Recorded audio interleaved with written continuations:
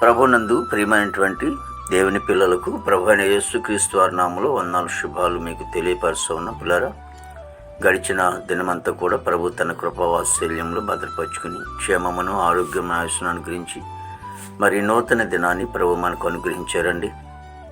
ఈ 2026వ సంవత్సరము 7వ నెల 5వ దినాన్ని ప్రభు మనకు అనుగ్రహించి మరి ఈరోజు దేవుని వాక్యము, వీరు నిత్య శిక్షకును నీతిమంతులు నిత్య జీవమునకును పోదురు.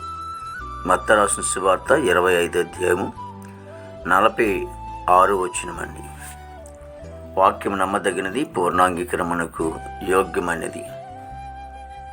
మరి దేవుని వాక్యం సెలవిస్తున్నటువంటి రీతిలో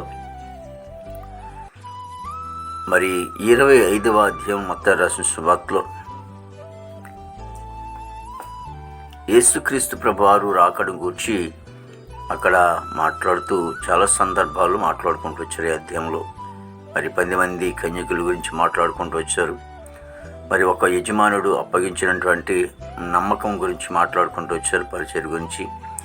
అదేవిధంగా ఆయన మహిమతో వస్తున్నప్పుడు మరి మేకలను గూర్చి గొర్రెలను గూర్చి మాట్లాడుకుంటూ వస్తూ మరి చివర ఈ 46వ అధ్యాయంలో 46వ వచనంలో కొడుకు వచ్చేటప్పటికి మరి ఎవరు అంటే ఎడమ పక్కన ఉన్నటువంటి వారు మేకలు, వారు నిత్య అగ్నిలోకి నరకంలోకి వెళ్తారని, కుడి పక్కన ఉన్నటువంటి గొర్రెలు మరి నిత్య జీవానికి అంటే నీతిమంతులుగా తీర్చబడ్డారు కాబట్టి వారు నిత్య జీవానికి వెళ్తారు అన్నట్లుగా ఈ అధ్యాయంలో మనం చూస్తూ ఉంటాం.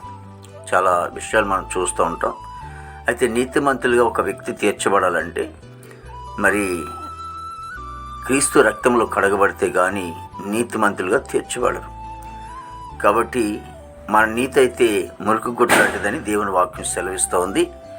కానీ నీతిని సంపాదించుకోవాలంటే, నీతిమంతులుగా అవ్వాలంటే యేసుక్రీస్తు ప్రభు వారి దగ్గరికి వచ్చి దేవుని మందిరంలోకి వెళ్ళి ఆయన మాటలు విని మారుమనసు పొంది మరి నమ్మి బాప్తిజం తీసుకున్నట్లయితే క్రీస్తు రక్తంలో కడగబడుతున్నట్లుగా మనం చూస్తూ ఉంటాం.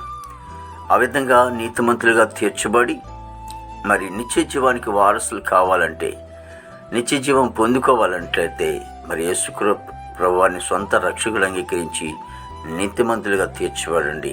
ప్రార్థన చేసుకుందాం. మహాపరిశుద్ధుడు, ప్రేమగల తండ్రి, కృపయేసునికి వందనాలు, స్తోత్రాలు, స్తుతులు చెల్లిస్తున్నాం. ప్రభు మంచి కాపరికి వందనాలు తండ్రి.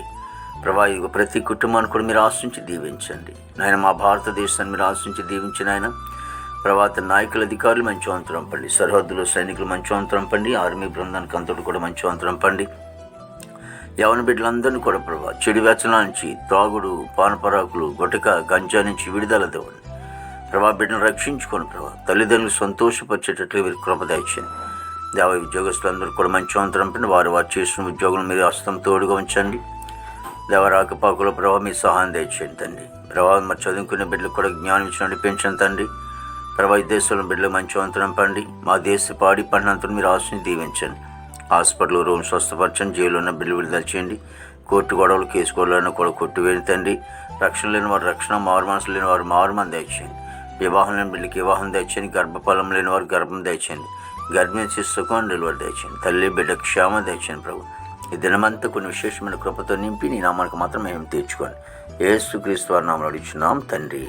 ఆమేన్, ఆమేన్.